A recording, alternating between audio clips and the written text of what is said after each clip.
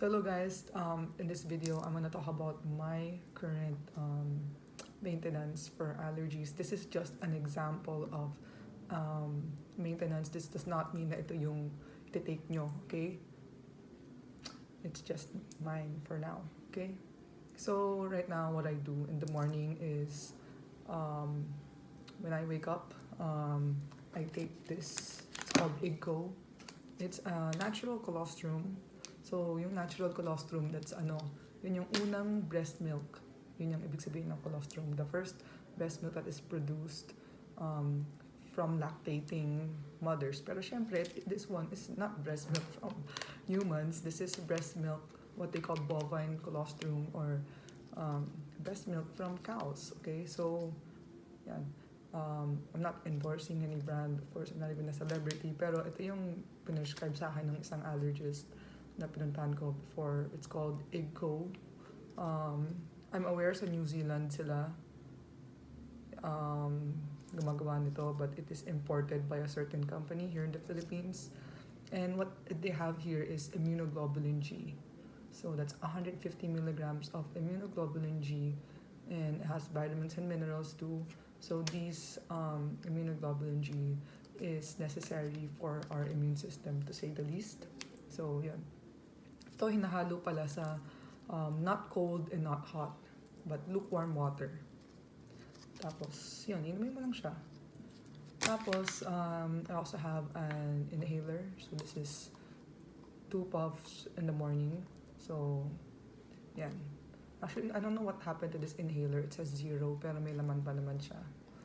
I don't know kung may alam kayo doon or comment kayo doon. But yeah, I can have another video of how to use an inhaler. But it's pretty straightforward. Ito binigay sa akin ng Pulmo long time ago. I don't know, sa akin pa. So, you can still use this. It's a spacer.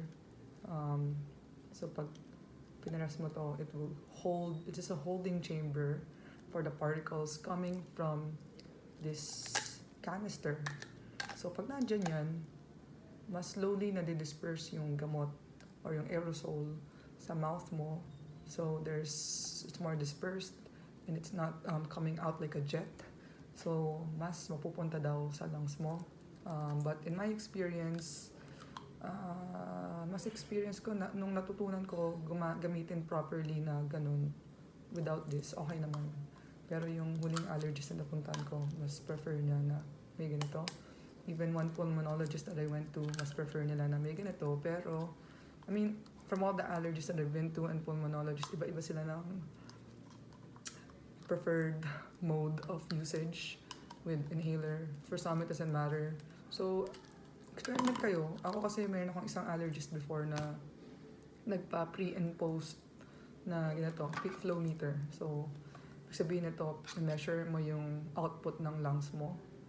So, nung una, ginagamit ko to, on its own, ganun lang. Wala masyadong improvement. Then, ginamit ko to. Sometimes may improvement, sometimes wala. Pero, beginner pa lang ako nun sa paggagamit ito. Or, na-control na kasi yung allergies ko, then bumalik. So, parang nakalimutan ko kung paano to gamitin.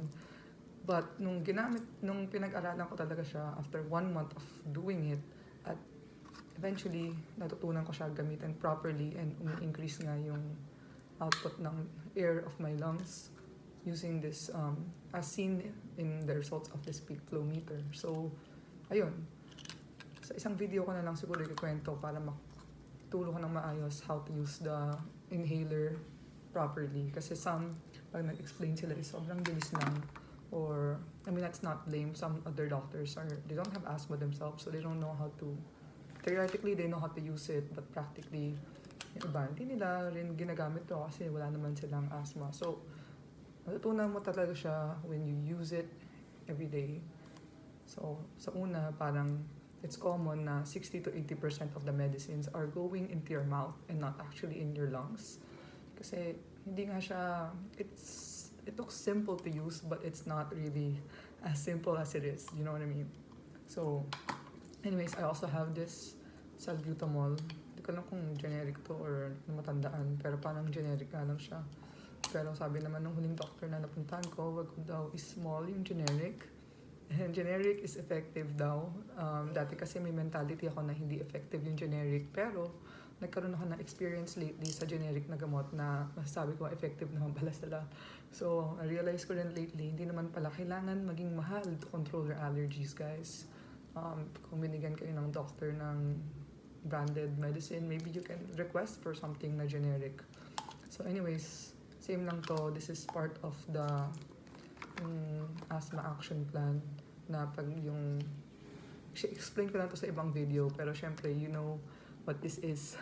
It's a rescue inhaler. So pag alam mo na kapos ka na ng hininga, tsaka mo siya gagamitin or tsaka nyo siya ipapagamit sa anak nyo. So this is not really part of the regimen, pero nakwento ko lang pala. I mean, if kapos ako ng hininga, ginagamit ko siya. Anyway, so gumagamit ako ng peak flow meter sa umaga para malaman kung ano yung status ng breathing ko. And right now, nire-record ko siya. Pero right now, once ko lang naman siya nire-record kasi gusto kong pasimplihin yung buhay ko. There was one allergist who had me do it like twice a day, pre and post. Okay naman, I mean, it worked and everything. Na-control niya yung allergies ko. Pero ngayon, it's not that bad and I wanna simplify my life. So, sa morning ko lang siya ginagawa. The purpose is para malaman ko and sabi ng allergist na gawin din. So, ayun. And also, you can adjust your medications based on this kasi malalaman mo kung powers ka na ba or what's your status right now. Do you need rescue inhaler? So, you know, pag you do it daily rin, nakikita mo yung trend. Alam mo, makikita mo yung trend kung pababa na yung peak flow result mo. So, that means na powers ka na. Meaning, you need to increase your medicine to get your, ano yan. Mahaba kasi kung gusto kong i-explain ng maayos pero sa ibang video na lang. Pero, I mean, ma-regularize mo or, what's the right word? Ano mo siya? Ma-i-improve mo yung lung function mo para mag-normalize siya ulit. So, yun. I also do a nasal irrigation. Wala yung stuff dito, nasa banyo. Pero, I'll make another video on how to use that. But basically, simple lang naman siya. Maraming different kinds of nasal irrigation na pwedeng gamitin. Meron yung mga nasa pressurized na bottles. Mahal yun. So, meron ding cheaper options like yung nasal flow. Andun din eh.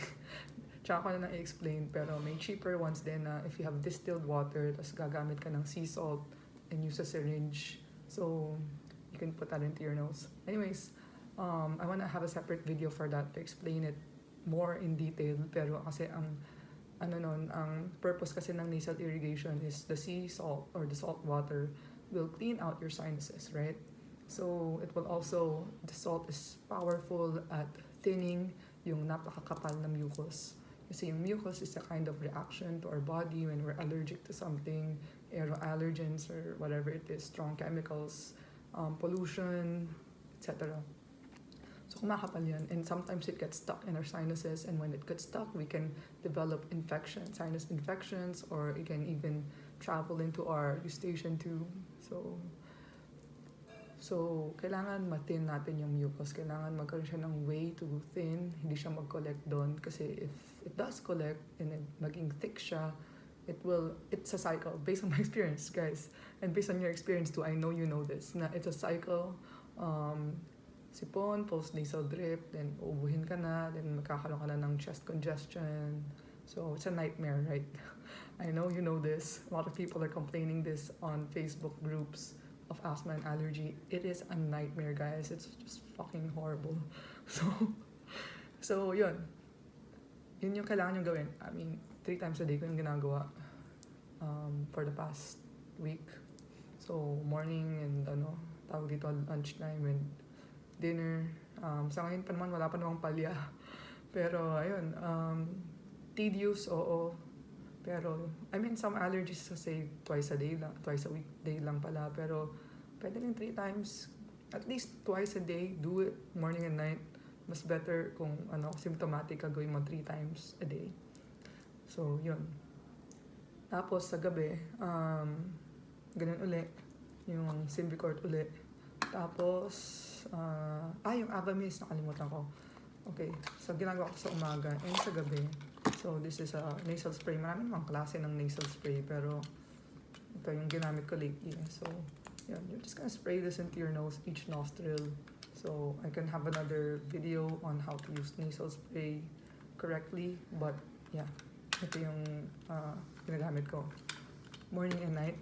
And then, like I said, this one again at night. And then, where is that? Saan ko nilagay yun? I'm also taking, hindi ko makita yung pill box. But, I'm taking Zycast. So, everybody knows this if you have allergies. Ano, dami kong Zycast. Anyways, isang box na nga ito eh. Tapos meron pa akong mga ibang Telfast. Pero anyways, hindi ako na-discuss yung Telfast. Pero itong Zycast, every night before bedtime. Usually, most doctors who prescribe this to me is before bedtime nga talaga siya. So, ayun guys, that is my regimen for now for my allergies. So, yun ang ginagawa ko. And does it mean na ito rin yung gagawin nyo? But in my experience with doctors, pulmonologists, and allergists, ganun lang naman yun eh. Regimen to control your allergies for maintenance purposes is really consist of one nasal spray. It can be this, it can be fluticasone propionate. Iba-iba kasi siya ng formulation, pero pinaka-common na piniprescribe is the fluticasone propionate or nasoflow. Sometimes yung iba gusto nila nito. So, hindi naman sila ganun ka-strict, I think. I mean, like, pero have your doctor, like, prescribe to you what they think is better for you. Pero, like, I mean, in my experience, some prescribe this, some prescribe that. I've used them all, so for me, it's just all, doesn't really that much matter. Tapos, yung part, syempre, ng maintenance for allergies is Zycast. Hindi mawawala si Zycast kasi si Zycast is combination siya ng Montelukast and levocetirizine. So, it has the antihistamine and the leukotriene inhibitor. So this is for asthma or mild asthma and even those with skin urticaria and stuff like that. So skin asthma. So important din tong leukotriene inhibitor component ng Zycast. So that's why that is important. And ano pa ba yung part ng mga asthma maintenance is nasal asthma and allergies or is the nasal irrigation. So whether you use Humor, Sterimar, or you use the cheaper option that I've said earlier, all those things, well, you know, bahala ka na kung anong gusto mo dun. Kung gusto mo ng convenient, gumamit ka ng Humor or Sterimar. Kung gusto mo ng cheaper, di yun, gumamit ka ng prepared solution. Pwede ka mag-prepare ng solution mo, may nabibaling na sachet na. So, yun lang naman, yung most common.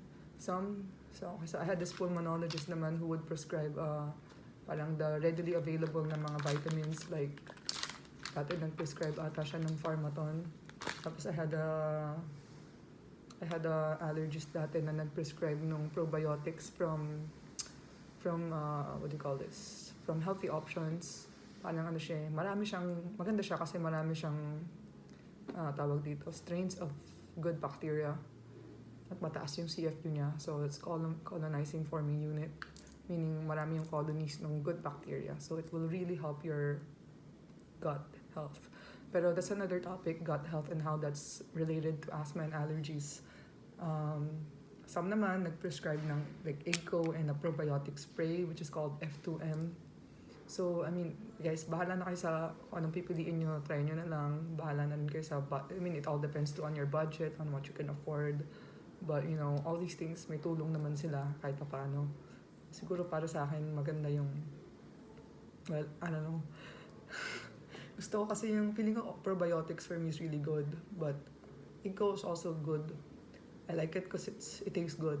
Kaya, yun yung gusto ko yung Iggo. Kasi para lang siyang gatas. Parang sarap sa umaga. So, yun. Anyways, guys, I hope this was a good video for you. So, pag naghahanap kayo, you go to a doctor, maghanap kayo ng maintenance that will consist all those things. Nasal spray, a kind of antihistamine. So, depende. Yung iba magpo-prescribe ng Zycast, yung iba hindi. Depende naman yun sa kaso nyo, kung ano yung symptoms nyo. Kung may signs and symptoms kayo of asthma, so malamang magbibigay ng Zycast. Kung mas mild naman, baka hindi. So, anyways. And yun, kung anong supplements man. And the nasal irrigation, which is very helpful. So, yeah.